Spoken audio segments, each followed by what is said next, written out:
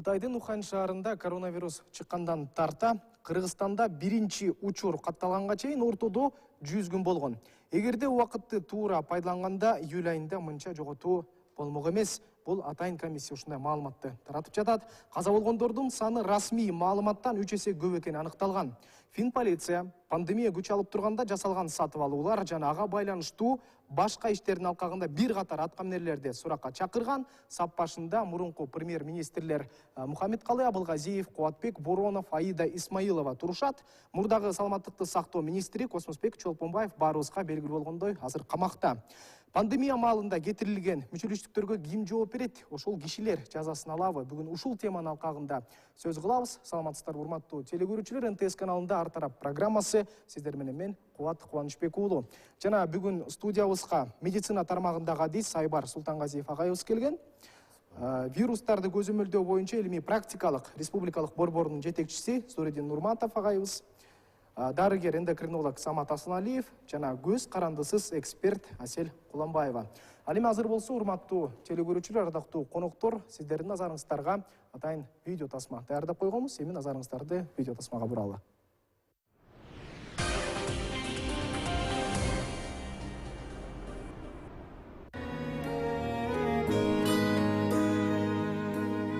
Бүгүндөрдө өтүп кетер кыйналган жандардын үнү жетер. Коронавирустун алдын алуу штабынын чукул жыйыны өткөрүлүп, дүйнөнү каптап жаткан аламаттуу илдет Кыргызстанга да жеткенин маалымдады.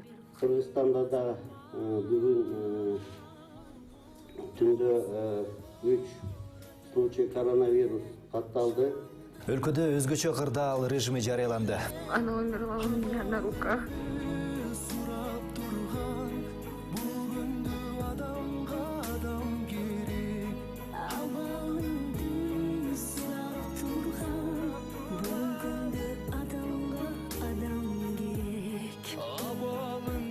Өлкөнүн айрым аймактарына өзгөчө абал режими киргизилди.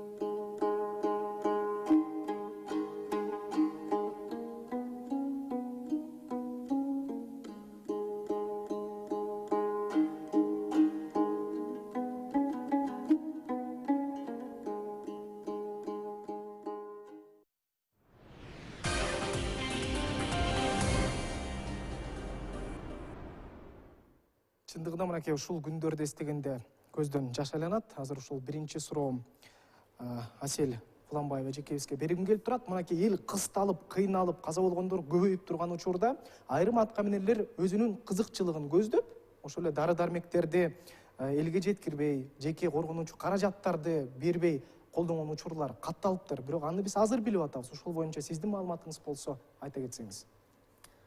Саламатсыздарбы? Өзү эң туура суроо. Анткенде бизде мартта карантин башталганда эле эң биринчи маселелер болуп, бул бет кап жок, маска жок, СИЗ жок деп элдин баары аптекадан аптекага чуркап, складтан складка чуркап издеп таппай калды. Ошол эле биздин дарыгерлер өздөрү красный зонага кириш үчүн СИЗ кийип кириш керек да. Аны үчүн деген өздөрү заказ кылышып, курсташтарын кылып, Кыргызстан боюнча бири-бирине жөнөтүп отурушту. Анан эле жанагы сиз айткандай июль айында, баягы жаркий июль деп коет, канча деген өлүм болуп кетти. Ошондо эң негизги мындай кереги бар дарылар табылбай калды. Табылса дагы баасы бир канчага көбүрөөк болуп калды да. Ошо боюнча биз комиссияда изилдедик. Изилдеген боюнча эми бул деген аябай чоң процесс экен.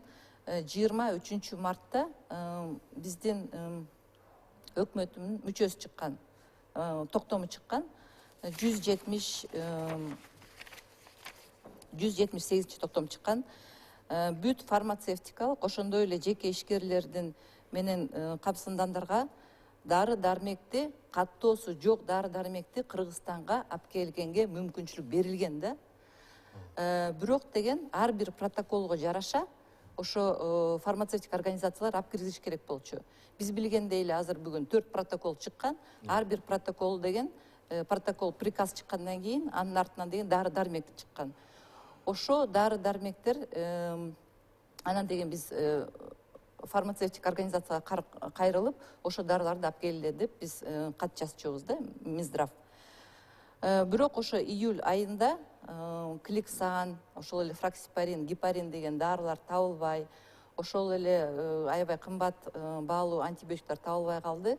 Анткени мындай карап келгенде айтканда, 3-версия протокол өзү рабочий группа менен май айында эле берилген экен. 13 майда рабочий группа менен Министерство здравоохраненияга берилет. Бирок бир айдан кийин 16 июнда гана бул приказ 3 протокол чыгат. Ал приказдын негизинде анан дагы приказ чыгат, ага деген ошо спецперечень деп коет, дары дармектин атайын тизмеси, каттоосу жок дарыларды алып кириш керек эле. Ошондо мында ойлоп көргөндө, ошол приказ деген 1-июльда чыгып атпайбы? Бул деген 1-1,5 ай убакыт өтүп кетти да, протокол Минздравга киргиче, анан ушу список чыккыча. Ошондо бул учурда көп киши каза болуп калды, Эми анан бул дары дармектер келгенде ооругандардын саны азайып келаткан болчу. Июль ошондо майда анчалык да көп эмес болчу. Бизде деген ошо июндун 2-жарымынан баштап июльдарда биз көрүп атабыз, ар бир күндө 500-700 деп ар бир күн сайын көбөйө баштады. Июль айынын ичинде уже каза болгон адамдар да көбөйө баштады. Анткенде дарылар жетишпей калды. Жанагы айткандай эле 1-июльда ошо дарынын списоги чыгып атат. Анан ошол эле аптекалар деген башка жактан алып келгенге убакыт керек дагы, деген транспортировка керек, 1 жума кетет, 2 жума кетет. Бияка алып келгенде дагы мисалы биздин департамент сразу эле сертификат бергенде дагы бул ушу дарылар алып келгенге жок эле дегенде бир 2 жума кетет да. Ошон үчүн ошо убакытта, июль убакытта 3 протоколго кирген дарылар, бул канды суюлта турган дарылар убактысында келбей калган. Мен айтып кетем, бул деген кан суюлта турган дарылар, ошол эле Кликсан, гепариндер, мисалы Кыргызстанга жөнөкөй эле жылдар болгондо анчалык көп керек эмес болчу да. Ошон үчүн каттоодон өткөн дарыгерлердин запасы анча көп эмес болчу.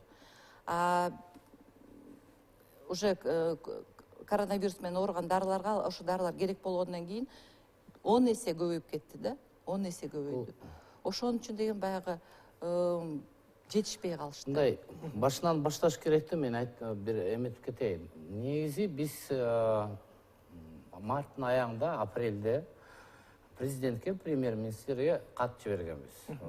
Бюджетти карап көрсөк, негизи мына Зордин Шарипович билет, биз ушул студияда канча ошол февраль айында сүйлөшүп атканбыз, болгон бюджеттин 30 миллион сом бөлүп берген. Бул февраль айында, Февраль айында марттын аягына чейин бир тыйын башка жок болчу. Анан ошо биз бердик, баарын камсыз кылабыз деп, булар ойлошкон жок. Биз килеген каттарды жазып атканбыз, ушундай болот деп.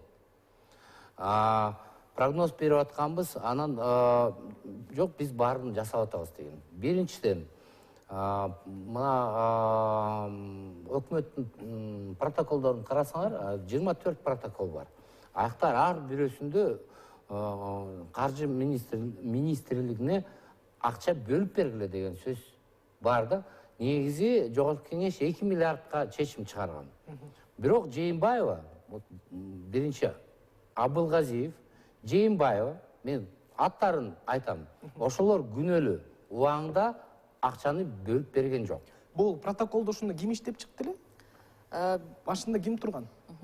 Бул клинический протокол деп айтып келсек, Медиктер бул деген группа атайын рабочий группа болгон. Биринчи версия, экинчи версияда бир группа болгон. Андан кийин ал группада мисалы независимый эксперттер кирет, клинический фармакологдор кирет. 12 киши да министерстводон киши кирет. Анан ошол группа деген бүт дүйнө жүзүндөгү практиканы боюнча алып туруп, анан ошо протоколго киргизген да, боо дары деп. Мисалы биринчи, экинчи версия протоколдо противовирусный деген препараттар бар да, противовирусный препараттар кирген. Бул деген март-апрель айы болчу. Үчүнчү протокол болсо, бул деген дарылар менен айырмаланган, эмне менен противовирусный препараттар бияктан чыгып кеткен, бирок ошо канды суюлта турган антикоагулянт, антиагреганты кирген да. Төртүнчү протокол ошо үчүнчү протокол окшогон, бирок ичине дагы көп дарылар да кошулган. Азыркы мисалы азыр бүт врачтар төртүнчү протокол менен дарылап атат. Мынакей карабайсыздарбы? 1,5 айдан кийин ооба дары-дармектерди сатып алып баштады. Бул антикоагулянт деп атабыз. Бул кликсан, гепарин, дагы дармектер. Анан аларды сатып алууда дагы ошол эле өкмөттүн, штабтын, ооруканалардын маалыматы ар башка болду деген кептер айтылып атат да. Самат мырза, келиңиз, сиз жооп бериңиз. Ошо тиешелүү дары-дармектерди камсыздоо боюнча негизи башында айтылып кетпедиби? Биринчи, экинчи протоколдордо бул ошол противовирустук, бирок өзүнүн илимий тил менен айтканда доказательный базасы жок болгон препараттар кирген. Бул жерде эми дүйнө жүзү боюнча жаңы оору болгондуктан баягы опыттын жоктугу дагы өзүнүн ролун ойноду.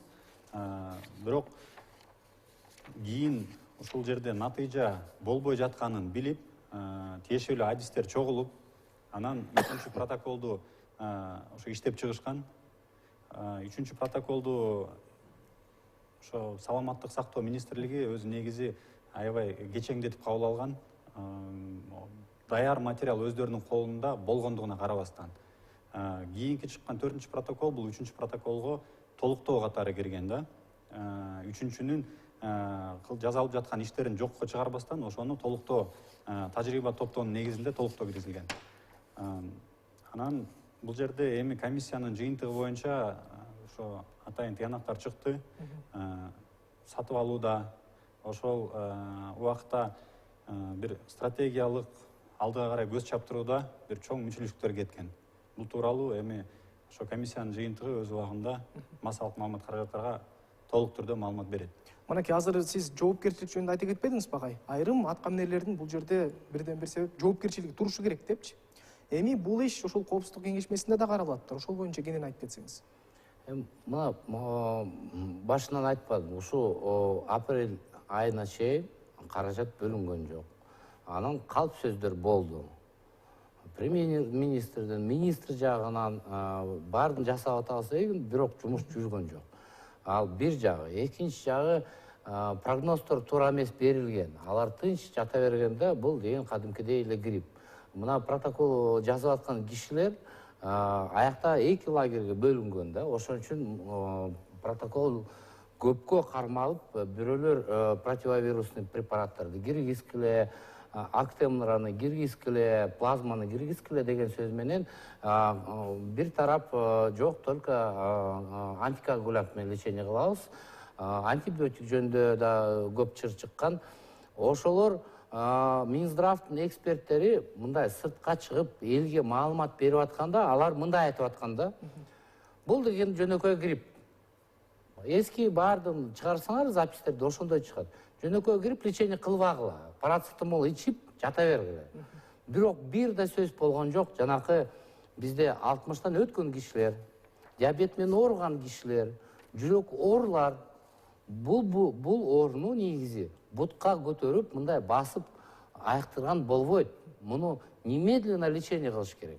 Азыр жаңы протоколдорду Европаныкын карасак, жанакы профилактический антикоагулянтный терапия деген бар. Башынан баштап, эгер адам деген 70тен өтүп калса, хронический оорулары болсо, ал деген биринчи күндөн баштап анализ тапшыргандан кийин, эми жайында мүмкүнчүлүк болгон жок анализ тапшырганга. Ал деген лечение алыш керек. Ошондо көп өмүрлөрдү сактамакпыз да. Биякта протоколду легкий форма, средний форма, тяжелый форма деп койду. Антибиотиктерди только тяжелый формага киргизди. Эми в некоторых случаях мындай орточо формага киргизди акыркы протоколдордо.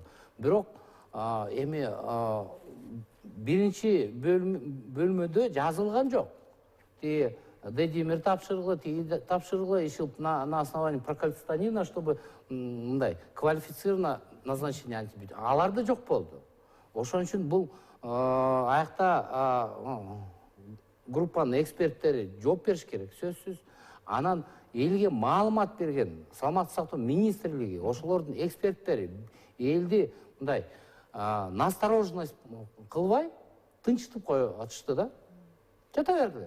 Бул анан башталганда эл түшүнбөй калды. Сиздерге маалым болуш керек, бул коронавирус бизге жолой электе, Кыргызстанга келе электе. Өкмөт үйүндө Космосбек Жолбонбаев, мурдагы саламаттык сактоо министри, брифинг берип айтканда, мен Керт Башым менен жооп берем. Кыргызстанга вирус келбейт депчи. Анан ошол дагы кандайдыр бир себеп болду окшойт да, элгечи эл ишенип алды мүмкүн ошого. Бардыгы эксперттердин бардыгы, биздин ат менелер иши биздин бийлик жетекчилер бардыгы ошентип айтып атышты. Элди ошентип тынчытып койду. Эгер биз канча кыйкырбасак да, прогноз бербесек да, алар эми тиякта отурган кишилерге ишенет да. Анан жооп берген сөздөрү соц тармактарды карасаңар, оозуңа таш деген сөз.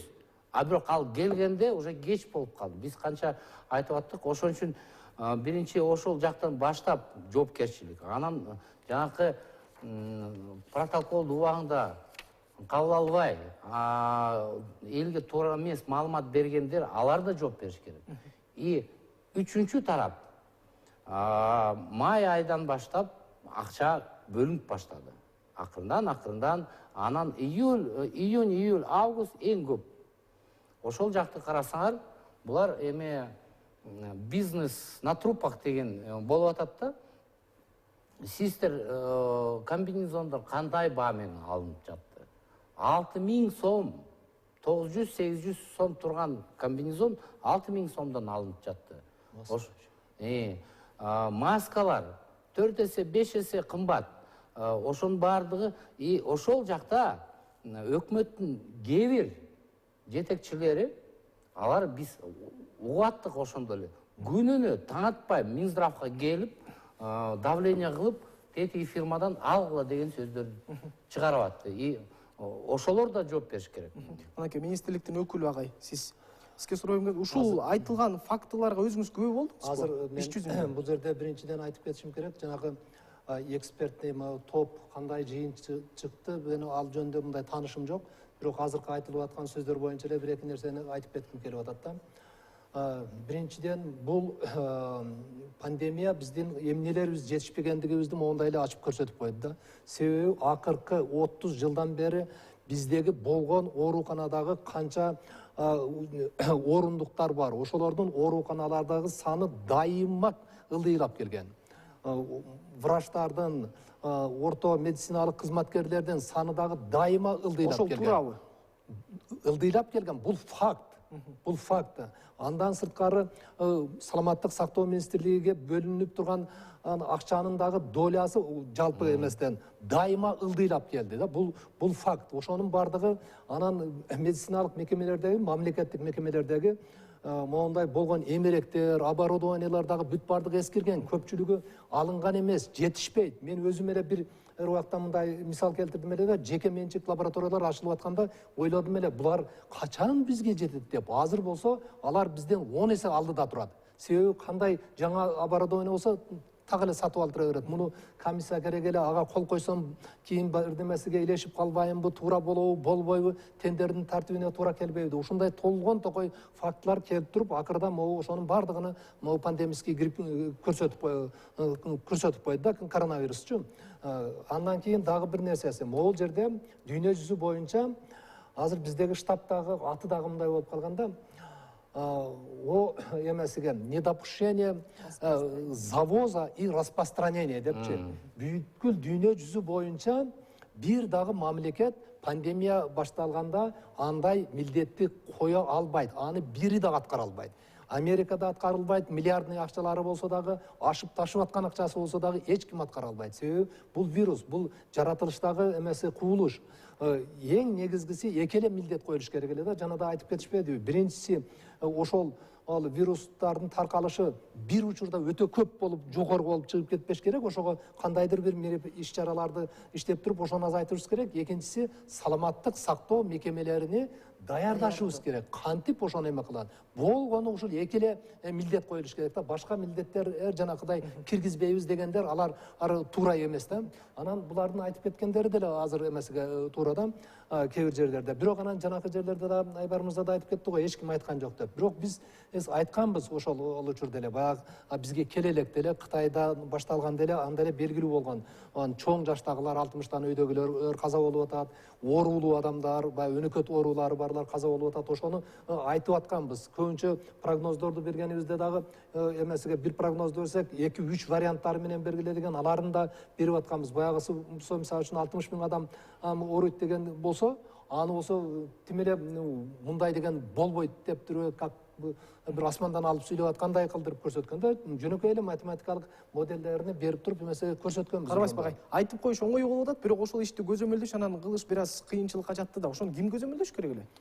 Эч ким көзөмөлдөй албайт, эч ким аны жасай албайт. Алган жок, көзөмөлдөй алган жок, Алган жок, кыла да албайт. Эмне үчүн аны кантип кирип келе жатканын токтотот. Бул миграция дүйнө жүзүдөгү, бул жалпы Кыргызстанда эле эмес, бүткүл дүйнө жүзүдөгү миграциялык процесс да. Аны токтотуп кое албайт эч ким кылдырыпчы. Анан жанакы жардам боюнча дагы оорулардын бардыгын жаткырайын десең, койкаң жетпей атса, медработниктердин өздөрү ооруп атса, мына 4000ден ашык канча каза болуп кетти. Булардыкы эмес го, эң алдыңкы передовой айткан, мындайча айтканда, алдыда турган медиктер бардыгы каза болуп кетип атты, ооруп жатып атты, бүт бардыгы канчалары, медик жетишпейт, дарысы жетишпейт, аппараты жетишпейт. Тиги жакта түзөтүрдө министр келбейт деп атат вирус. Эмне кылыш керек ошондо? Бул жерде кызык болду да, мына ооругандардын санын биринчи карасаңар, эң биринчи согуша турган жанакы биздин аскерлер, дарыгерлер, эң биринчи ошолор ооруду. Бул деген мындай, как согуштай болду да, аскерлерди жок кылды вирус, Минздравтан баштады. Ошол жакта жарымсы жатып калды. Анан ооруканалардын баары дарыгерлер ооруду, анан элдин баары жайылып баштады да. Алар уже барганда кадр жок. Ошондой болуп калды да. Кадр жетишпей калды. Бир врач 100гө чейин. Ооба. Анан жапжаш стоматолог, координатор эмелердин баарын койду, алар билбейт да. Протоколдо мындай медицинский манипуляция, кээ бир манипуляцияларды жасай албайт да. Мынакей азыр биз вирустун жаңы штаммы боюнча айтып атпайбызбы? Ана бул комиссия мүчөлөрүнүн да суроо берим келип турат да. Азыркы тапта биз ушул вирусту келтирбеш үчүн бир аракеттерди көрүп атабызбы, же биз башка иштер менен алек болуп кеттик, унутулуп калдыбы? Ошол эле коронавирус дагы. Сиз азыр министрлик өкүлү айтпадыбы? Өзү эки эле милдет коюлуш керек эле депчи. Ошо ооруканаларды даярдоо, аны ошол эле дармектери менен камсыздоо. Азыр мисалы деген айтып кеткендей эле вирус муну токтото албайт. Келе турган вирус болсо ал келет. Баары миграция бар. Азыр мисалы авиалиниялар ачылып атат, мигранттар келип атат турабы. Ошон үчүн азыркы эң негизги өкмөттүн милдети ошого даярдануу. Бирок азыркы мына айткандай 4-протокол менен иштетилип атат. Ошо 4-протоколго кароо, мисалы ошол эле дары-дармектер азыркы убакытта министрликтин айтымы боюнча даяр деп айтып атат. Дары-дармек жетишет деп айтып атат. Сиз маскалар деп жетишет 3-4 айга деп айтканын эле мен азыр далилдеп атам да. Мисалы биз ар бир аптекага барып карай албайбыз да. Бизде 100% бүт фармацевтика деген бул жеке менчиктерге берилген. Кыргызстан боюнча бир 3000дей аптека, аптечный пункт бар. анын ичинен эле бир 300 аптечный склад бар да. Ошонун арасына бир да государственный аптека жок, социальный аптека жок, муниципальный аптека жок. Бардыгы частный. Ошондуктан мисалы ошол эле Министерство здравоохранения, департамент ошолорго кайрылат да. Силер деген Кыргызстанга ушунча дары алып келгиле, неснижаемый остаток кылгыла, ошол дарынын баасын көтөрбөгүлө деп сунуштоо катары эле айтылат. Мындай ошол эле Министерство здравоохранения, департамент бул жерде мен буйрук бере албайт. негизи Баалары төмөн болсун деп мисалы буйрук бере албайт. Коронавирусту дарылоо коммерческий да. толук менен бекер болуш керек. Биздин ооруканалардын баардыгы запас болуш керек. Жакында эле Саламаттык сактоо министрлиги айтты эле, госмат резервде 2 миллиард сомго дары бар. Вот мен ойлойм, ошо комиссия негизи ошону барып карап койсо болмок. Канча Клексан бар, канча гепарин бар. Эми Клександы көп ала алышпайт, жок дегенде гепарин болуш керек. Ага, мисалы сиз өзүңүз 2 жолу ооруга чалдыктым деп атпайсызбы? Ооруканага бардыңыз, бекер дарыландыңызбы? Экинчи жолу, биринчи жолу мен өзүм дарыландым. Ал июндун аягында, июлдун башында аякта ал убакта эч жака жете албайсың, орто жолдон өлүп каласың барсаң. Ошон үчүн мен өзүм дарыландым. Протокол менен эмес, башка дарылар менен. Экинчи жолу, эми биринчи жолу жеңил чыгып кеттим да, 4-5 күндө эле айыгып кеттим. Экинчи жолу ал больницага жаттым. Бир жума үйдөн дарыланып жаттым, аякта ПЦР, эми томография барды чыккан, бардыгын бекер кылышты.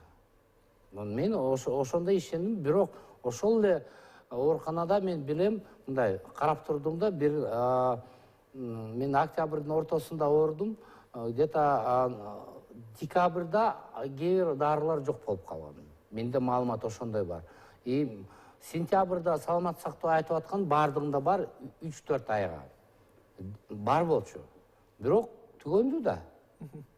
Каражат мындай Минфиндин сайтын, госзакупка сайтын карасаңар, каражат азыраак бөлүнүп калды. Бюджетте акча жок. Дефицит болуп кармап калып атат, бербей.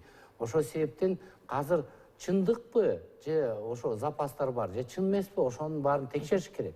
Негизи биздин чиновниктерге сөзгө ишениш кыйын болуп калды да. Мынакей азыр комиссиянын мүчөлөрү айтып атпайбы? Министрлик даяр деп атат, биз даярбыз деп атат. Бардыгы даяр, дары-дармектер бар. Бирок бюджетте дефицит болсо анда кантип даяр деген суроо туулат да. Эми мен айтып кетсем, ушу дары-дармек боюнча биз комиссиянын жумушунун ичинде ошол эле закупканы карадык, анан гуманитардыкта келген жардамдарды карадык да. Бүт маалыматтарды биз министрликтен өзүнөн алдык. Мисалы деген 20-жылы Министерство здравоохранения менен на 243 миллиона закуп болуптур. Ошонун арасынан 218 миллионго уже таратылыптыр. Андан тышкары азыр ошо департаменттин кампасында 24 миллион 149 миңге сомго дары бар да. Бирок анын арасында деген мисалы бүт эле дары бар деп айта албаймын. Анткенде мен ошо анализдеп көргөнүм менен айтам, антибиотик бар, гепарин бар. Бирок ал канчага жетет? Алар деген анализдеп, мисалы ошол эле министрлик деген тендер кылганда, ал деген бүт Кыргызстан боюнча бүт больницалардан потребностьти алып туруп, анан ошо потребностька карата тендер өткөзөт. Анан бирок тендер өткөзгөндөн кийин кайра ошо дарылар таратып бериш керек да. Бир части таратылды, бирок дагы ошо 218 миллионго таратылды, 24 миллиондук дары дагы ичинде турат да. Бирок анын арасында, ал дарылардын арасында бардыгы эле коронавируска ылайык эмес да. То есть анын арасында да инсулиндер бар, дагы башка дары-дармектер бар. Андан тышкары биздин Кыргызстанга гуманитардык жардам келген. Ошол эле министрлик берген бизге маалымат боюнча биз санадык, где-то бир 1 миллиард сомдун тегерегинде дары-дармек, ошондой эле СИС, мыломочта көп медоборудованиялар келген экен. Анын ичинен азыркы дагы складта Минздравда 168 миллионго дагы дары дармек анан ошондой эле систер бар. Мынакей Самат мырза, комиссиянын иши эмнеге багытталды? Ошо пандемия учурунда кетирилген мүчөлүштүктөргө ким жоопту жана ошол мүчөлүштүктөр эмнеден улам кетип калды? Туурабы? Максат ошол да. Аныкташ. Жоопкерчиликке тартыш эмес, аныкташ. Бирок ошол эле учурда жоопкерчиликтүү адамдардын да аттары аталып калып атабы? Комиссиянын жыйынтыгында биз өзүбүзгө максат койгонбуз. Чындыгында ошо агай айткандай коронавирус илдети ошол саламаттык сактоо тармагындагы биздин кемчиликтерди ачык көрсөтүп берди да. Бул система өзүн ишин алып бара албай калгандыгы баягы ачык көрүнүп калды да. Анан бул жерде катышкан ошо комиссия мүчөлөрүнүн деле бир өздөрүнүн ушундай бир талабы, ошондой бир өзүнүн кыялдануусу бар эле да, системаны өзгөртсөкпү деген. Анан биз өзүбүзгө максат койгон жокпуз. Катардагы дарыгерлерди барып сен туура эмес дарыладың, же мындай кылдың, тигиндей кылдың деген. Биз ушул системанын өзгөрүшүн каалаганбыз. Анан бул жерде системанын аркасында дагы баары бир адамдар турат. Ошол 14 000 өлүмгө себеп болгон системаны. Ооба. Анан биз ошол системанын жүрүшүн контролдогон адамдардын аты жөндөрүн албетте айтабыз. Эми баардыгын ачык 100% изилдеп чыктык деген ойдон алыспыз.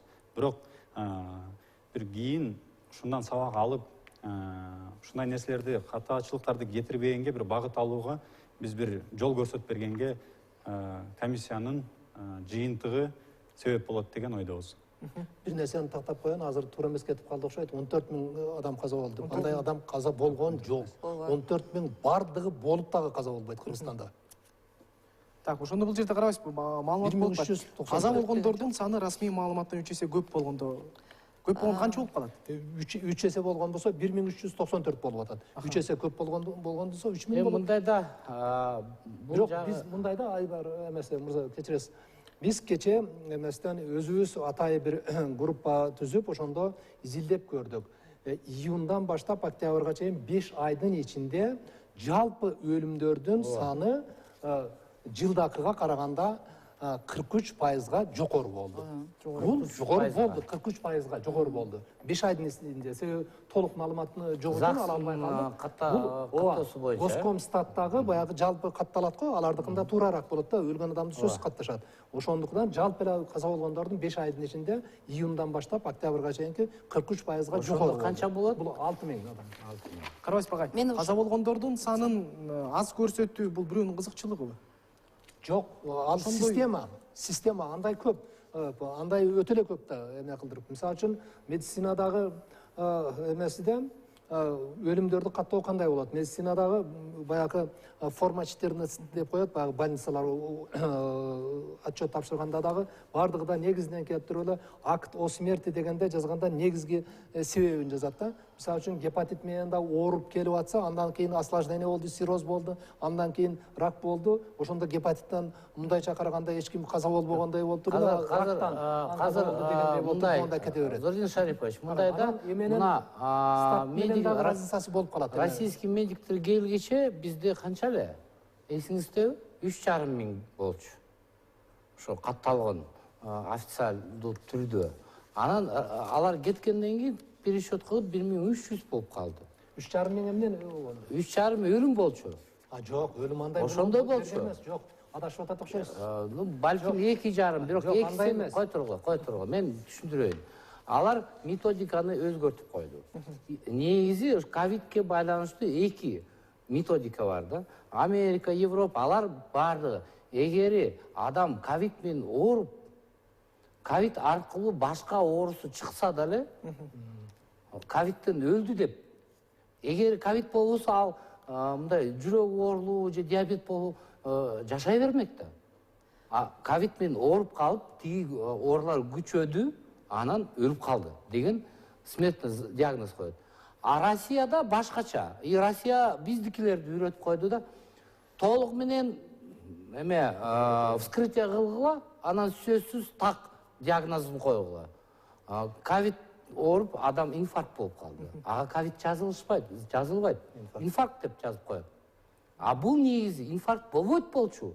Ковид менен оорубаса, дагы 100 жыл жашамак бул адам. Ошол себептен бул статистика алдамчы статистика да. Негизи. Ушул система азыр иштеп атабы? Азыр ошондой болуп атат. Азыр мына 2, 3 алар только башка диагноз кое албай мындай вскрытие кылгандан кийин бүгүн айтпады экөө деп. Булар бүгүн өлгөн кишилер эмес, 3-4 күн мурда. Аларды патологоанатомго алып барат, вскрытие кылат, анан ал заключение жазат, анан берет и ошондо статистика киргизилет. Биздин комиссияда биздин комиссияда эпидемиологдор иштеп, андан тышкары клиниктер иштеген да, ошондо статистиканы көрсөттү ошол эле статскомдон. Кыргызстан боюнча статистика 2016 жылдан баштап 20 жылга чейин да, ошондо в среднем болезни кровообращениядан бир 12 миңдей адам жылда каза болчу экен. 2020 жылы 14.570. 2000-ден ашык. 2000ге көбүрөөк болуп атпайбы? Болезни азайып бараткан. Болезни ковидке чейин смертность азайып бараткан. Болезни органов дыханиядан в среднем 1,5 миң каза болчу экен жылында. Быйыл 20 жылы 2100 адам каза болгон. Бул уже көрүп атасыңарбы, уже 2000 деп. Андан тышкары толугу менен 6 миң. Азыр айтып өтсөм, уруксат берсеңер. Андан тышкары прочий деген болезни бар. Ошол эле статистиканы караганда прочий деген, мурун деген аз болгон экен эле. А быйыл болсо 20 жылы мурун 1000ге чейин эле экен да, прочий дегенге. Даже столбиктер 16 жылдан бери турат. Быйыл болсо 20 жылы 2323 болот атпайбы? Мисалы, ковидтен каза болгондо ошо баягы вскрытие көрсөттү, туура, вскрытие көрсөттү, ковидтен каза болду деп. Бирок деген ал статистика деген больницада жатканда эле болот атпайбы? А больницадан чыккандан кийин баягы раннее осложнение деген, позднее осложнение деген бар. Ооба, анан ошол эле адамдар ушу ковид менен ооругандан кийин ошол эле болезни кровообращения, ошол эле инфаркттан каза болуп атат, же инсульттан каза болуп атат. Ошон үчүн общий статистика прочийден көбөйдү. Аны ошо бүт цифраларды складывать эткенде ошондо 2-3 эсе көбүрөөк болот деп маалымат кетип атат. Сөзсүз эле ошондой болот. Бирок мен бир жерин айтып коеюн, жана Айбар мырза айтып кетпедиби эмесиге, патологоанатомиядан барып туруп, аны эмесиге ачып, көрүп, вскрытие кылып, анан диагнозун тактайт деп турчу. Бизде 17 июлга чейин лабораториялык такталган болсо, ошолорду кошуп атканбыз. 17 июлдан баштап лабораториялык такталбаган болсо дагы баягыдай внебольничный пневмония же болсо пневмониялар болуп атпадыбы? Ушулар ушу ковид менен болгон болушу мүмкүн деп туруп, баягыдай эмеси жок болсо дагы, лабораториялык тастыктоосу жок болсо дагы аларды дагы коштук. Ошонун үчүн баягы 17 июлда кескин түрдө биздин көрсөткүч өтө жогорку. 17 июлга чейин учетко келген жок да алар деген. Жок, келген эмес. Бирок ошондо ошолордун бардыгын жыйып туруп кошуп салдык. Бардыгын жыйылып туруп кошулуп калды. Бир күндүн ичинде кошулду. Ошонун үчүн баягы массалык маалыматтарда да эме информация чыгып кетпедиби? Дүйнө жүзү боюнча Кыргызстанда эң көп катталды деген ошондон чыкты да. Ошондо биз бардыгын жыйып туруп ошол күнүгө кошуп салганбыз да. Оорудун саны дагы, өлгөндөр дагы ошону менен кетти. Анан кийин каза болгондордун азайтты деп атасыздар го. Азайтылганда ал жерде атайы комиссия түзүлүп, анан комиссия түзүлүп туруп, азыр адашпасам 438 кишиге өлүмдүү эмесиге саны азайтылган, кыскартылганда ал жерде мындай болгондо бизде элдер айтып атат да, баягы статистиканы атайы сиз айтып атыңар да, биздеги берилип аткан жана сиз туура айтып атасыз. Күнүмдүк могу канча түштү, ошон эле шак бере коюшат, ал диагнозу такталдыбы, такталбадыбы, ошонун баары эле могу мындайча айтканда сводканы эле оперативдик маалыматты гана тактадык да. Кээ бир фамилиялар ошол жерде 8 кишиники жөн эле өзү эле кайтадан эле мындай да түшүп калган учурлар да болду. Ошо разницада, ошо ортодогу разница болгон адамдар действительно каза болдубу же ошондой эле повтор болуп калдыбы? Жок, ал жерде 8 адам повтор, а калгандары диагнозу башка диагноздон каза болгон деген. Ковид эмес деп. Ошо мисалы кайсы диагноз? Ковид менен ооруп башка диагноз коюлган, булар кошулбайт. Жакында выбор болот, шайлоо болот. Кичине мындай мен билем, ички кухняларды толугу менен билем. мага айта бербегиле, ким эмне дейт, Мадамин Мусаевич кандай тапшырма силерге берет, кантип компенсацияны төлөбөгүлө дейт, жетекчилер документтерди текшере бергиле, жок да бюджетте акча. Ошон үчүн эптеп септеп мындай айткан сөзүнөн качыш керек да. Бул жакта деле ошондой. Шайлоо жакындап калган. Буларга тапшырма берет. Мындай кичине картинаны жакшыраак көрсөткүлө деген сөздү. Августтан баштап, августтун ортосунан баштап бизде жыргал болуп калды мамлекетте. Бирок мен башка жагын айтып кетейин. Вот негизи эми карап атабыз, Америка, Россия, Европа азыр күйүп атат, кайта жабылып атат. Бизде эмне жок? Ошондой бир суроо чыгып атат да. Биз бир башка жол менен бастыкпы деп ойлойм да. Жана сүйлөшүп атпадыкпы? Ковид көбөйгөндө биз тойго барып аттык. Атайын жуктуруп алайлы деген ой менен эми андай ой болгон жок, бирок анан ошо жайында саясат ошондой болуп калды да. Анан дагы күчөтөлү деп шайлоо өткөрүп атабыз. Аякта элди топтоп атабыз. Сентябрда башталды беле жана компания. Канча киши? Ошондо мен ойлойм, действительно мындай коллективный иммунитет деп коет го, көбүрөөк болуп калды. И азыр ошол себептен саны азыраак. Бирок жаңы штамм келсе, аны билбейбиз эмне болот, кандай болот. Бирок ошо комиссиянын жыйынтыгы боюнча биздин эпидемиолог групптарын ошону айткым келет. Кайсы мералар эффективный болгон, кайсы мералар неэффективный болгон. Мисалы, ошол эле карантин эффективный болгон, ошол эле маска эффективный болгон, ошол эле запреттер болду го, тойлорго ошо эффективный болгон. Кайсы неэффективный деп эсептелген эпидемиологдор менен? Бул баягы көчөлөрүбүздө немелер менен чачпадыбы? Хлор содержащий менен обработка улиц, бүт айылдар боюнча, шаарлар боюнча ошон как неэффективный деп чыкты да. Зыяны келтирген. Андан тышкары баягы дневной стационарлар ачылбады беле ошондо. Ошол деген неэффективный деп чыгарылды. Эмнеге? Мисалы, ошо убакытта эле, ошо июль айында национальный госпиталь, центр травматологии, көп лечебный учреждениялар жабык турду, бош турду. Кардиология жабык турду. Кардиология жабык турду. Эмнеге, ошондо суроо келип атат да, эмнеге өзүбүздүн больницалардын ичинде койка мест бош турса, эмнеге дневной стационарлар ачылат, эмнеге ошол эле Ганси ачылды. Гансиден 64 миллион сом перепрофилированияга 64 миллион сом иштетилген экен. А мисалы, ошол эле акчаны Гансиге эмес, а ошол эле национальный госпитальгабы, же травматологиягабы, же дагы баягы 6-чы ГКБ, 1-чи ГКБга ошол жака жумшаса, ал ошол акча ошо аппаратура менен азыркы күндө калмак да. Бирок ошо чоң нерациональный ошол эле мамлекет берген акчаны мындай сарамжалдуу, эффективно чоң ооруканалардын жетекчилери распределять этиш керек болчу да. Өз зданияларын, өздөрүн сактап, аяка лишний адам кирбесин деп киргизбей коюшкан. Самат мырза, сиз да кошуласызбы ушул ойго? Анан бул жаңы штамм вирус боюнча айтып атпайсызбы? Ошол комиссия бул штаммды иликтеп атабы? Бул жаңы штамм боюнча биринчи айтайын, комиссиянын өзүнүн полномочиясы деп коет. Буга комиссия бийлигише албайт такыр, жаңы штаммды изилдөөгө, ошол боюнча прогноздорун берүү, жана саламаттык сактоо системасынын ишине кийлигишүүгө. Жана жогоруда айтылгандар боюнча мен мындай айткым келип атат да. Сиз туура айттыңыз. Албетте жалаң эле, таза эле коронавирус, андан башка бир дагы илдети жок болгон адамдар деле болду. Ошол жерде ооругандардан, каза болгондордун арасында деле. Бирок каза болгондордун биз ошо комиссиянын составында караган учурда 64%га чукул ошол сахарный диабет, артериалдык гипертензия жана башка ушундай өнөкөт оорулары болгон адамдар болгон. Анан жана өзүңүздөр айтып кетпесиңиздерби, статистиканы айтканда өсүү болду депчи. Ошо жүрөк оорулары, өпкө оорулары боюнча. Андан тышкары мен айта кетет элем, биз баягы азыркы современный сленг менен айтканда локдаунда болдук да. Баардык нерсе токтоду, байланыштар токтоду, карантин болду, өзгөчө кырдаал киргизилди.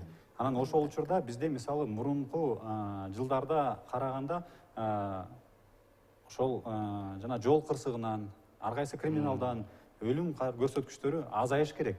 Буну дагы эске алышыбыз керек да. Анан жанакы айтылган кыскарган статистика боюнча бул формальность, бюрократия да. Биз билип турабыз, действительно ошол жерде коронавирус өзүнүн ролун ойногон. Ал кишилер коронавируска илдетине чалдыкпаса, балким мындан ары деле бир определенный убакытка чейин тирүү жашап жүрө бермек. Бирок коронавируска чалдыккан үчүн ошо өлүмгө дуушар болуп атышат да. Ошон үчүн бул жерде менин жеке оюм бул бюрократиялык эле бир статистиканы оңдоо да. Келиңиздер, эми Самат мырза, сиздин оюңуз менен эфирибизде жыйынтыктайлы, убакыт келип калыптыр. Урматтуу телекөрүүчүлөр, бүгүн биз болсо ушул пандемия маалында кетирилген мүчүлүштүктөргө ким жооптуу жана алар жазасын алабы деген теманын алкагында талкуу жүргүздүк. Дагы да маалымдашканча сак саламатта туруңуздар.